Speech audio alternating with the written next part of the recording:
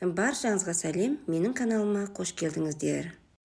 Бүгінгі видеода қыс айларында гүлдерімізге қандай тыңайтқыштар береміз, сол туралы айтып өтетін боламын. Видеоны көрмес бұрын мені қолдап, каналыма тіркеліп кетсеңіздер керемет болар еді. Біз осы үй гүлдерімізге көбіне жаз мезгілінде тыңайтқыш береміз. Қыс мезгілінде онша тыңайтқыш бермесек те болады гүлдерімізге.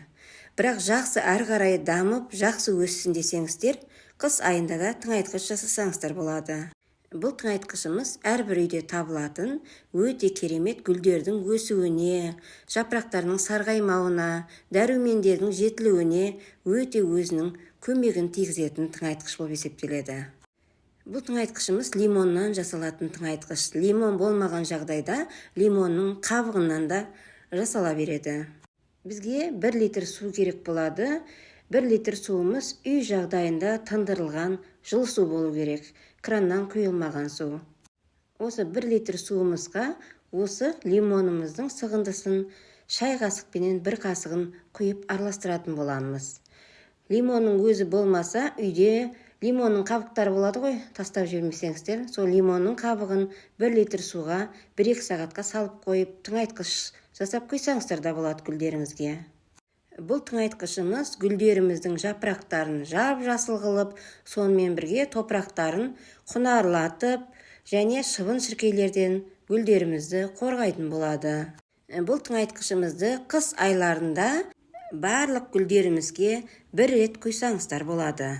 Осы лимонымыздың қабығын осы орхидея гүлінің жапырақтарын сүртсеңіздер де болады. Сонымен бірге доллар гүлінің жапырақтарын сүртуге де болады. Қыстың күні гүлдерімізге су шашпаймыз ғой жапырақтарына. Сондықтан да осындай лимонның қабығымен жапырақтарын тазалап, құнарландырып тұрсаңыздар болады. Қыс айында 2 айда 1 рет тыңайтқыш беріп тұрсаңыздар болады гүлдеріңізге. Лимон болмаған жағдайда мандарин, апельсин барлығы гүлдерімізге тыңайтқыш бола береді. Немесе осы лимонның сығындысын мақтаға батырып алып жапырақтарын тазаласаңыздар да болады. Өздеріңізге қайсысы ыңғайлы болса, солай жасауға болады. Енді біз тыңайтқышымызды осы орхидеядан бастап қоямыз. Мендегі осы салфетка, Greenleaf-тің салфеткасы ғой. Алдында Greenleaf-тің салфеткасы өте керемет, гүлдерді жақсы өсіріп жатыр дегесін, мен де осыны гүліме салып қойғамын. Бірақ керемет екен. Гүлімізді жақсы ылғандандырып, әрі қарай өсуіне өзінің көмегін тигізеді екен. Неге бірінші орхидеяға құйып алдым? Осы орхидеяда 20 минут бойы осы тыңайтқышты құйып сақтайтын боламыз. 20 минуттан кейін біз тыңайтқышты басқа ыдысымызға құйып аламыз.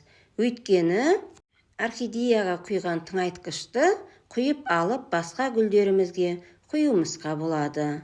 Орхидея гүлі күтімді қажет етпейтін, өте оңай өсіретін гүлдеріміздің бірі. Орхидеяның шөлдеп тұрғанын тамырына қарап білсек болады. Тамыры қоңырланып кетсе, шөлдеп тұрғаны жасыл болып тұрса, оның су ішкені болып көрінеді. Сондықтан да орхидеяны өсірген өте дұрыс. Су көп құйылып кетті, жапырағы сарғаяды, қараяды деп қорықпайсыңдар орхидея гүлін өсірсеңіздер. Мінекей арадан 20 минут өтті. Енді орхидеяның дағы тыңайтқышты біз ыдысымызға құйып аламыз. Гүлдеріміз қыс мезгілінде жарық жерде тұру керек.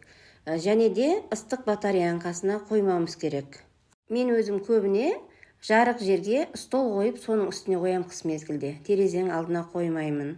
Өйткені терезеден жел үреді, батареядан ыстық болады. Сондықтан да гүлдеріміздің жапырағы сарғайып, қарайып кететін болады. Енді тыңайтқышымызды гүлдерімізге құятын боламыз. Менің гүлдерімнің бәрі көбі суарылған. Сондықтан да осы таңдап суарылмаған гүлдерге осы тыңайтқышымды құйып жатырппын. Қыстың күні тыңайтқышты тарелкасына құйсаңыздар болады. Барлық гүлдердің емес, доллар гүлдің тарелкасына құйсаңыздар болады. Ал аглонема гүлінің топырағына құя берсеңіздер болады. Мен көбіне доллар гүлінің тарелкасына құямын. Өйткені топырағына құйсаң, қыстың күні су тыңайтқыш топырағында ылғалданып тұрады да, картошкілері шіріп кететін болады. Сондықтан да топырағына құйсаңыздар, картошка шірейді деп қорықпайтын боласыңдар. Мінекей мендегі қара доллар гүлі жан жағынан өскіндер көп шығарып жатырыпты. Доллар гүлдерде күтімді қажет етпейді, көп уақыт суармасаң да, тыңайтқыш құймасаң да өсе беретін гүлдеріміздің бірі. Келесі тыңайтқышымыз бұл да үй жағдайында пайдаланатын осы күнделікті жеп жүрген жұмыртқамыздың қабығы. Осы жұмыртқаның қабығын қоқысқа тастамай бір ыдысқа жинап қойсаңыздар болады. Осындай қабығымызды ыдысымызға салып, осылай езіп алсақ та болады, немесе пакетке салып езсеңіздер де болады. Бұл гүлдерімізге өте керемет тыңайтқыш. Бұл жұмыртқамызда кальций көп. Неге десең, гүлдеріміз қарайып кетеді ғой. Сол кальций жетіспегендіктен жапырақтары қараятын болады.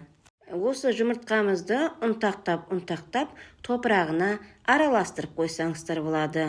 Жұмыртқаның қабығы топырағымызды құнарландырып, және де гүлдерімізге жақсы дәрумендерін беріп отырады. Және де гүлдеріміз әрі қарай жақсы өсетін болады. Жапырақтары жап-жасыл болып, және де жапырақтары сарғаймайтын болады. Гүлдерімізге барлық дәрумендер жетіп тұрса, гүлдеріміздің жапырағы жайқалып өсетін болады. Осы видео барлықтарыңызға пайдалы болған болса, мені қолдап, каналыма тіркеліп кетсеңіздер керемет болар еді.